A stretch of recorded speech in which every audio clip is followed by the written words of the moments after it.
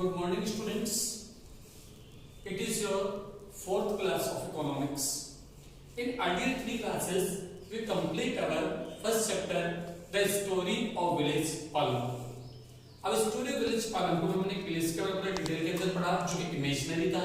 वहां पर क्या हमारे लिए एग्रीकल्चर एक्टिविटीज थी, क्या नॉन एग्रीकल्चरल एक्टिविटीज थी, और उसके अंदर लास्ट में मैंने आज मॉर्निंग में आपसे उसका एक्सरसाइज मैंने आपसे उससे शेयर करी थी, जिसके के आंसर्स आपको लिखने।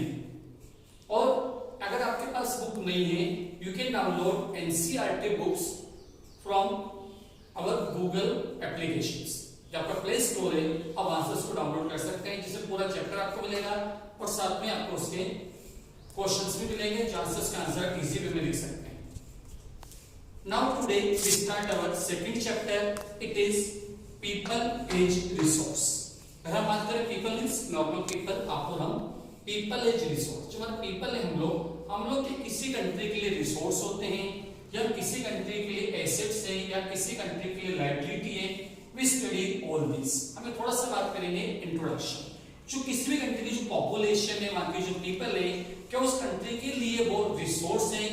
हम ये बात करते हैं कि रिसोर्स क्या होता है, रिसोर्स क्या होंगे, तो ह्यूमन रिसोर्स कब होगा। आप और हम सिर्फ इसका पार्ट होते हैं ह्यूमन रिसोर्स। अभी ह्यूमन रिसोर्स किसी भी कंट्री के लिए प्रोडक्टिव है, अनप्रोडक्टिव है, या हम सिंपल रिसोर्स को ह्यूमन रिसोर्स में कैसे चेंज कर सकते हैं, उसके लिए हमारे क्या रिक्वायरमेंट्स होती है, और कोई भी कंट्री क्या चाहती है। We study all this in it। सबसे पहले बात करते हैं people एज रिसोर्स। अगर हम बात करें people as resource not liability, कि हम किसी भी कंट्री की बात करें तो वहां के पीपल उसके लिए क्या होते हैं, रिसोर्स। आई बोल सकते हैं एसेट्स, नॉट द लायबिलिटीज। आप में हम सब, हमारी कंट्री लिए क्या है, एक तरह का एसेट्स हैं, और एक तरह की प्रॉपर्टी कंट्री के लिए, but we are not the liability. अब कोई भी पीपल किसी कंट्री के लिए एसेट्स कब बनेगा, कि जब वो हेल्दी होगा, एजुकेटेड होगा, फिट होगा, then he is resource for the country. और आप पर्सनली अपना एग्जांपल लें, अगर आप फिट हैं, एजुकेटेड हैं, तब आपकी फैमिली के लिए एक तरह के एसेट्स हैं, आपकी फैमिली के लिए रिसोर्स हैं। अगर मान लीजिए कोई पर्सन बीमार है, या कोई पर्सन फिजिकली फिट नहीं है, then he become the liability, क्योंकि अपनी डे टू डे की नीड्स के लिए जो बेसिक रिक्वायरमेंट्स होती है, वो उसके लिए के बाद अदर पर्सन पे डिपेंड हो जाता है। So it is a case of liability. तो हमारी बात करें तो हम हमारी कंट्री के लिए क्या है, एसेट्स हैं। अब एसेट्स कब होगा, कि जब हम फिजिकली मेंटली फिट होंगे, हम एजुकेशनली फिट होंगे, हम एजुकेशनली हायर एजुकेटेड, क्या बोल सकते हैं, हम ट्रेंड होंगे। In that case we become the resource और एसेट्स फॉर आवर कंट्री। और यहाँ जो हम रिसोर्स की बात कर रहे हैं, तो हमारा यहाँ पर रिसोर्स का मीनिंग होता है ह्यूमन कैपिटल, हम बोल सकते हैं ह्यूमन रिसोर्स।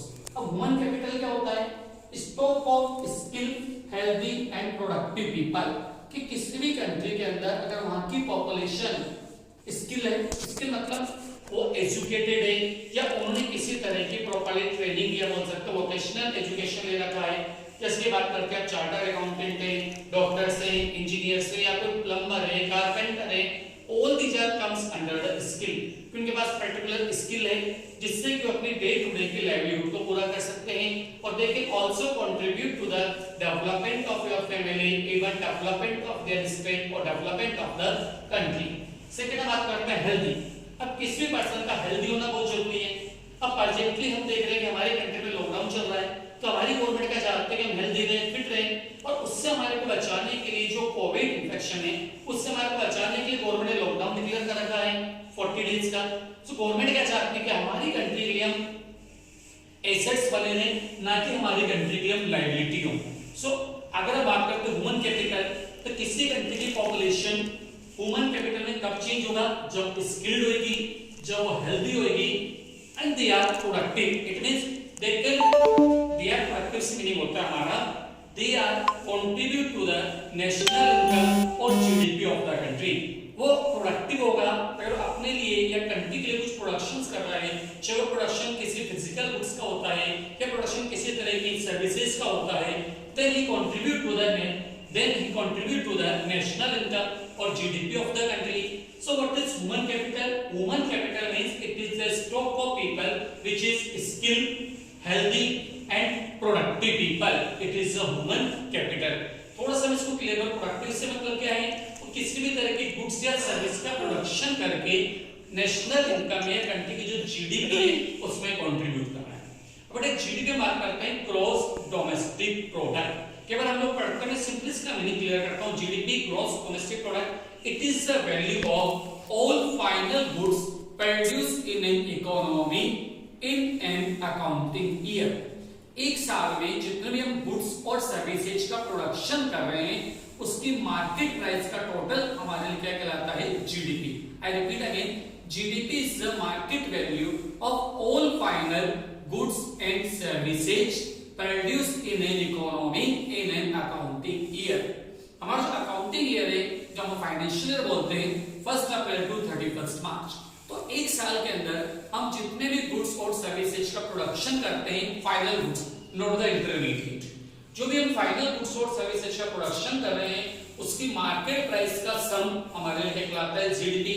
और अगर किसी कंट्री की पॉपुलेशन, ह्यूमन कैपिटल है, वो स्किल्ड है, हेल्दी है, फिट है, then he contribute to the GDP or the national income of the country.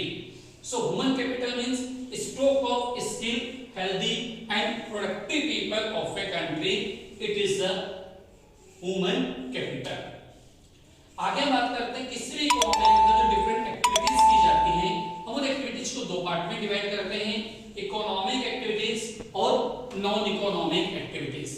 अब इकोनॉमिक एक्टिविटी क्या हो गया? Any activity which we can measure in terms of money। अब कोई भी ऐसी एक्टिविटी जिसको हम मॉनेटरी या मनी में मेजरमेंट कर सकते हैं, it is an economic activity and it is of two types, market and non market। अब कोई भी ऐसी एक्टिविटी का मॉनेटरी मेजरमेंट हम कर रहे हैं तो हमारे लिए क्या हो गया? मार्केट। और किसका मॉनेटरी मेजरमेंट कर रहे हैं तो हमारे लिए क्या होगा? इकोनॉमिक। और बहुत सारी एक्टिविटीज ऐसी होती हैं जिसका मॉनेटरी मेजरमेंट नहीं कर सकते, it is a non economic activities. और जो इकोनॉमिक एक्टिविटीज होती हैं वो दो तरीके होती है हमारे लिए, market activities and non market activities. Market activities क्या हो गया हमारे लिए? जिसका मॉनेटरी मेजरमेंट हो रहा है और कंट्री का जो नेशनल इनकम है, जीडीपी है, उसकी वैल्यू उसमें इंक्लूड हो रही है।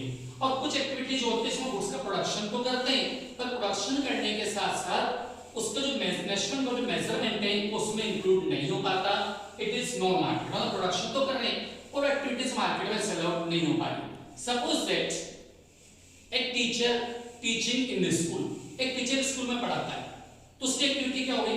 Market, because school management giving him salary against his work. अगर कोई टीचर अपने घर पर अपने बच्चों को पढ़ा रहा है तो उसके लिए उसको कुछ नहीं मिल रहा है, it is a non market activities. हालांकि दोनों का मॉनेटरी मेजरमेंट हो सकता है, अपने बच्चों को जब घर में पढ़ा रहा है दूसरे बच्चों के साथ में तो उनकी वैल्यू का मेजरमेंट हो रहा है, जो भी वो चार्ज करता है, जो फीस वगैरह होती है, एक्सपेंसेस जो कुछ उसके अंदर होता है। तो एक्टिविटी हमने दो पार्ट के अंदर डिवाइड किया, इकोनॉमिक एक्टिविटी और दूसरा हमारे लिए क्या हुआ? Non economic activities. और बेटा आपका जो चैप्टर है मेनली वो हमारे लिए इंपॉर्टेंट है, ह्यूमन कैपिटल क्या होता है, उसका क्या मीनिंग है और इवन उसके क्या डिफरेंट फीचर्स हैं। अब इसको और अच्छे से क्लियर करने के लिए आपकी बुक के अंदर डिफरेंट टाइप्स की स्टोरीज दी गई है। उसके अंदर जो आपकी स्टोरी दी गई है मेनली वो हमारे लिए दो स्टूडेंट्स हैं, उनसे रिलेटेड स्टोरी दी गई जो मैं आपको एक बार अच्छे से रीड करके बता रहा हूं।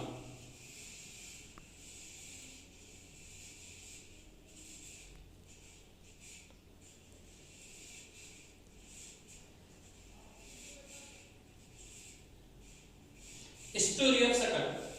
दो पर्सन है यहां पर, सकल की बात हम पहले करते हैं। There are two friends, Vilas and Sakal, living in the same village, Sempur. अब दो एक विलेज है सेमपुर, वहां पर दो फ्रेंड्स रहते हैं, एक का नाम है विलास और एक का नाम है Sakal. Sakal was a 12 year old boy. कितने एज है उसका? 12 year. His mother Sheela looked after domestic chores. अब उसकी मदर क्या करती है? डोमेस्टिक वर्क करती है, लोगों घर पे जाकर जो भी डोमेस्टिक वर्क किया जाता है वो वर्क करती है। His father Boota Chaudhary work in an agricultural field. अब उसके जो फादर है वो एग्रीकल्चरल फील्ड में किसी भी खेत पे जाकर के काम करते हैं। सकल help his mother in domestic chores. सकल अपनी मम्मी की हेल्प करता है, उसकी मदर की हेल्प करता है जो कि डोमेस्टिक वर्क होते हैं। He also looked after his younger brother Jeetu and sister Seetu. उसके एक छोटा भाई है जीतू और उसकी सिस्टर है सीतू, वो उन दोनों की हेल्प कर रहा है। He also looked after his younger brother Jitu and sister Situ.